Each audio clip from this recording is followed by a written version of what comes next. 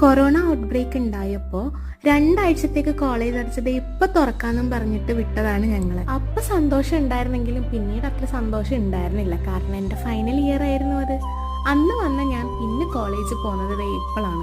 3-4 മണിക്കൂറൊക്കെ കുറച്ച് കൂടുതലല്ലേ എന്ന് വിചാരിച്ചിട്ടാണ് ഞാൻ അവിടെ പോയതെങ്കിലും അവിടെ എത്തിയപ്പോൾ സമയം പോയതേ അറിഞ്ഞില്ല. കോളേജ് ഫുൾ ചുറ്റിക്കറങ്ങേണ്ട സമയം പോലും എനിക്ക് ഉണ്ടായില്ല എന്നുള്ളതാണ് സത്യം. PSCയും MSCയും ചേർത്ത് 5 വർഷമാണ് ഞാൻ കോയമ്പത്തൂർ അമൃതയിൽ പഠിച്ചത്. കുറെ പേർക്ക് അമൃത ഭയങ്കര സ്ട്രിക്റ്റ് ആണെന്നുള്ള അഭിപ്രായം ഉണ്ടെങ്കിലും എനിക്ക് അതങ്ങനെയല്ല.